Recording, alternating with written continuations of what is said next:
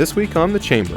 Founded in 1803, the Golden Lamb is dedicated to the preservation of American life and holds fast to a quality of gentle and gracious living. A landmark in our community for more than 200 years, the Golden Lamb was recently named the most iconic restaurant in Ohio. Today, Dr. Rich will join General Manager Bill Kalimnik and Chef Josh House as they cook up fried chicken, Golden Lamb style. Let's head inside and see what's cooking. Hi, I'm Dr. Rich Coleman and welcome to another episode of The Chamber. Today we are at the most historic place downtown Lebanon. When anybody thinks Lebanon, they think the Golden Lamb. So we're here to check this out. Bill, thanks for having us. Rich, how are you? Welcome. We're with Bill. Bill came here about 4 years ago and completely revitalized the lamb. Changed just the whole landscape of what the lamb is and what it represents here in Lebanon. So tell me what's new. Well, we've got a lot of things that have been fantastic, but it starts back, I guess, in the early days of 2010 with a pretty significant renovation to the building. A lot of the renovation were things that would impact your stay as a guest, electrical, plumbing, air conditioning, but they weren't a lot of things that really were tangible. So from that point, as I took over the business, some things started to transition. We replaced all of our guest rooms with Tempur-Pedic mattresses and a super high quality bath towel feel.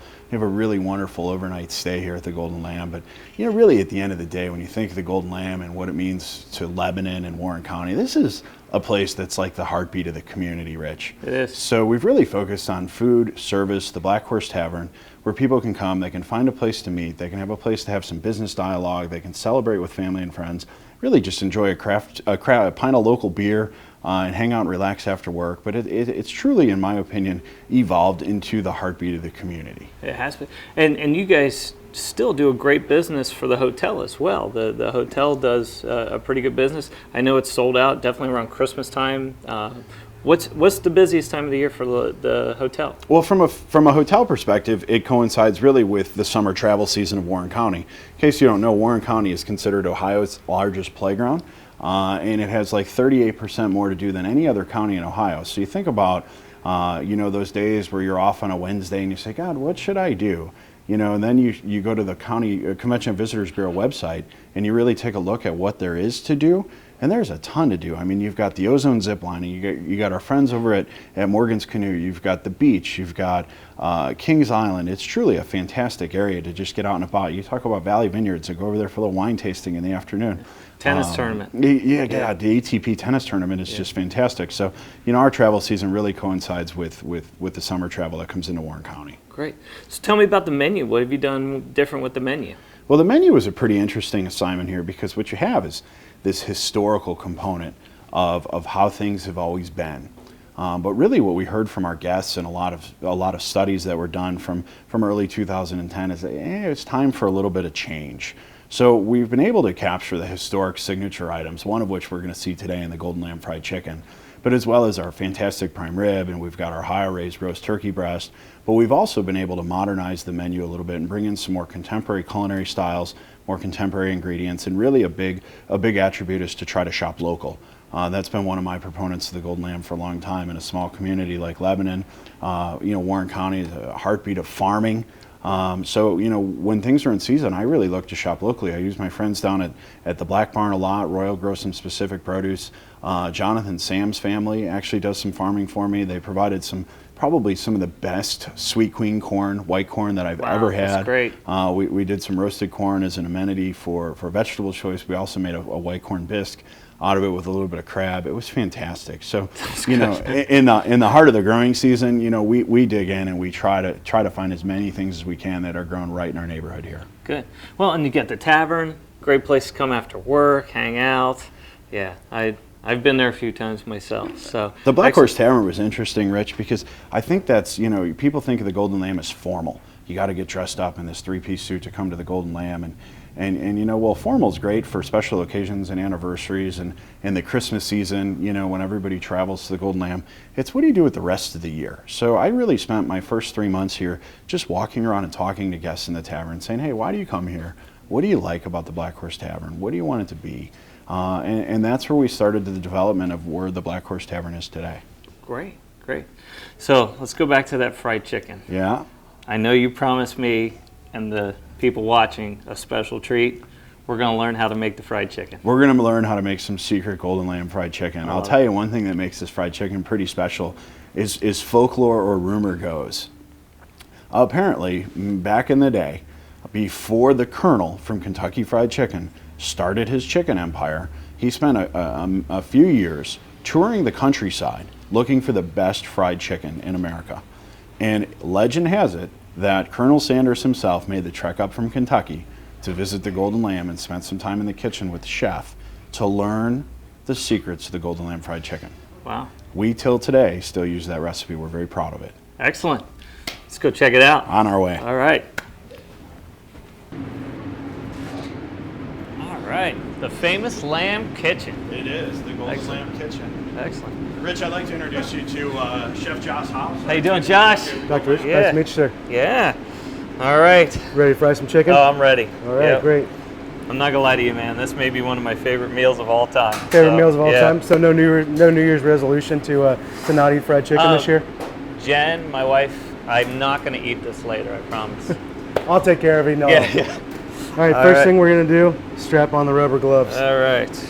Never be too safe when you're working with poultry. It's not as dangerous as it once was, but still something you want to make sure. Clean hands, rubber gloves if you got them. Yeah. And just keep washing your hands throughout the process. Okay. So we're going to kind of start off. This is something the Golden Lamb's been doing for years, and something as the new chef that I got acclimated to a couple of months ago by doing it the wrong way to start off. Yeah. So we were talking about that a little bit. So we're going to start off here with it's an all-natural Ohio-raised chicken breast from Gerber's Farms up in Kidron, Ohio. We're going to start off with the breast. I'm going to kind of show you how we do it, and then I'm going to let you take an opportunity to do it yourself. So I'm going to add in just a little bit of touch of oil here. It's just going to help our seasoning stick. First process with the chicken is we rinse it, we pat it dry, and then we let it air dry overnight so that it's going to let the seasoning stick. It's also going to let the skin really crisp up, which is most people's favorite part, including mine, of the fried chicken. That makes sense. This is our secret, our super secret spice rub top here. Secret. That's NASA, right. NASA here. We could tell you, but we know what happens if we tell you. Exactly. So we're going to liberally coat the breast here. We're going to start off with the breast in the frying process because it takes longest, about a third longer than the leg and the thigh. Then we're going to come in here with just a little bit of all-purpose flour.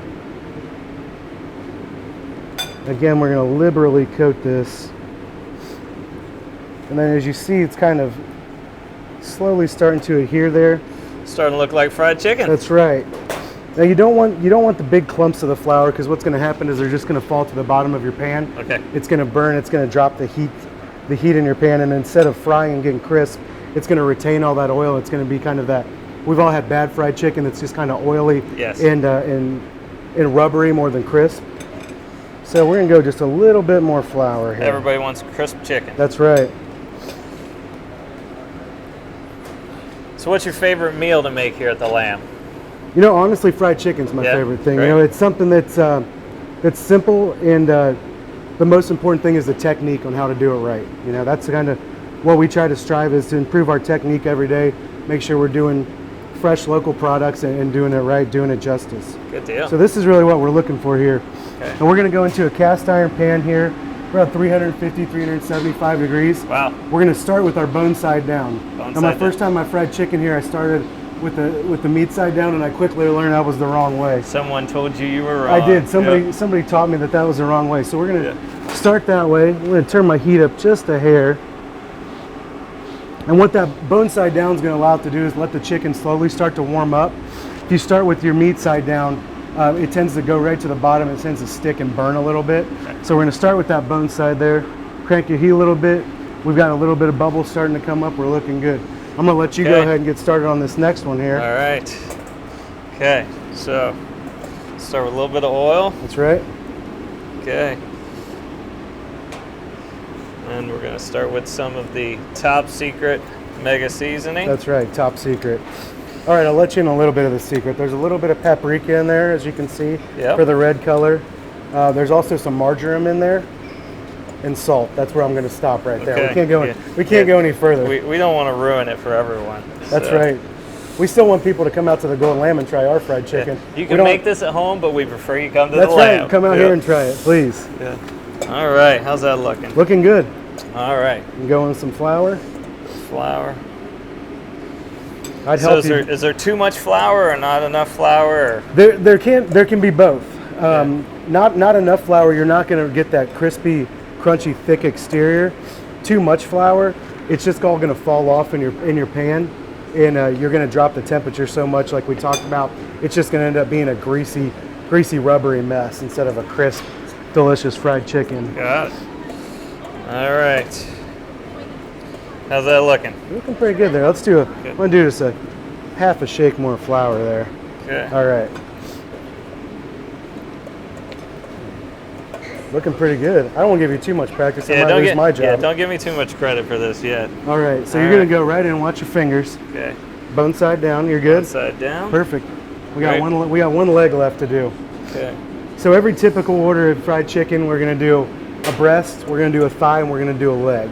Now you're free to, if you come in for get some chicken, we're happy to do all dark. That's actually what I prefer. Yeah. I'm an all dark meat kind of guy. Yep. We're also happy to do all white meat if you want to do that, go that route.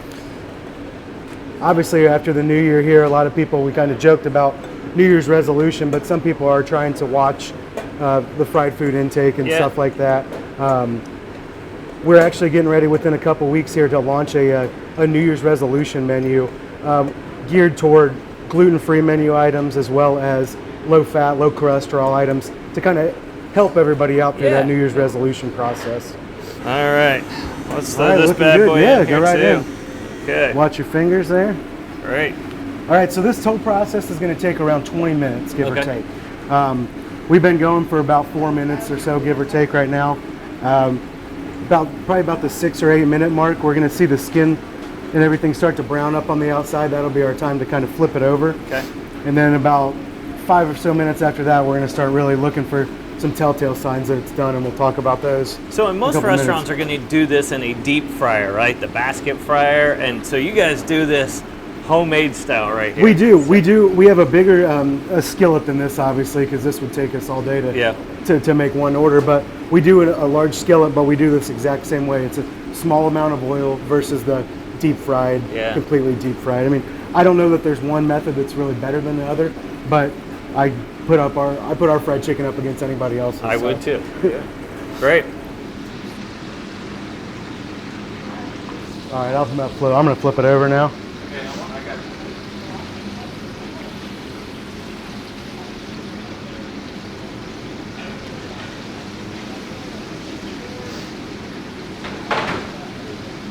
How are we looking? Probably about 4 minutes out or so. Yeah, you can hear it starting to quiet down. Yeah. Now it's not quite as loud. But it's really important to let it sit, all the juices kind of redistribute themselves, and then let it cool down a hair too. Yeah. You can go right in and it'll be good, but it'll be better if you wait 5 minutes. So we'll never, even if we're in a hurry, it's when it comes out, you gotta wait at least 5 minutes for it to rest and kind of. So on average, you're talking about 20 to 25 minutes once you get that order in Yeah. to get an order on the table. Yeah. Yeah.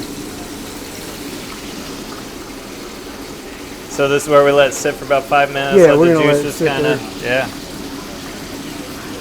So a little bit of that oil. Now, if this was fried in oil that was too cold or too dirty, you're gonna see a bunch of oil spilling off of there. Okay. Since our oil was the right temperature, we got nice crisp on the outside. There's not much residual oil coming off.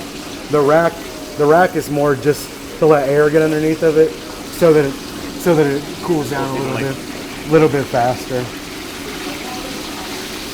I don't know. Mine might look better. I think yours does yeah. look better, actually. You had the bigger piece.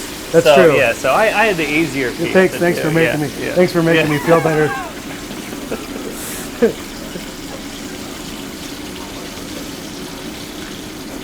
Pull that thigh out of there. That looks pretty good. And we're gonna go right in here. Take a temperature. Pretty close. getting close. Yep.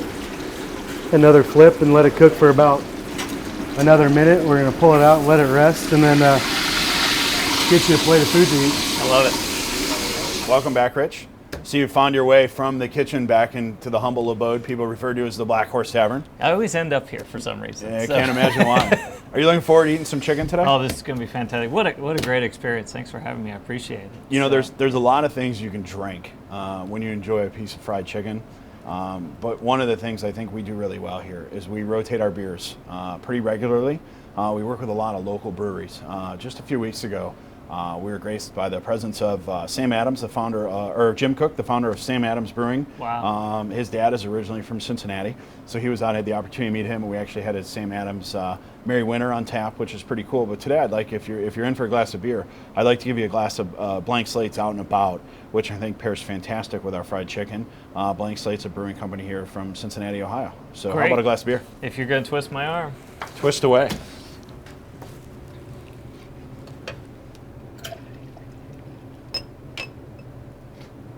You do know how to pour a beer, right? Last time I checked.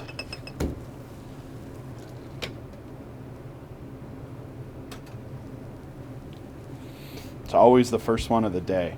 Yep. I mean, it's noon somewhere, right? Yeah.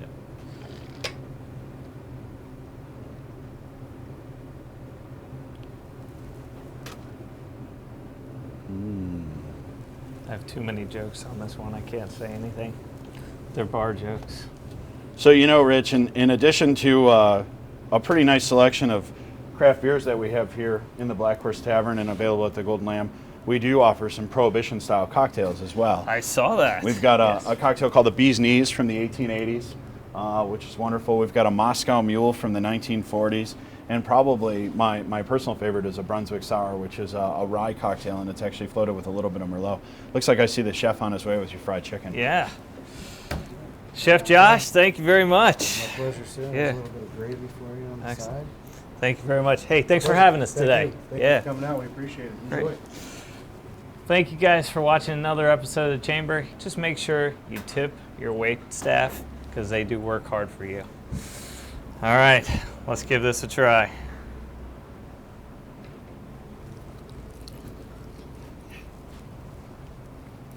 Pretty good, my friend.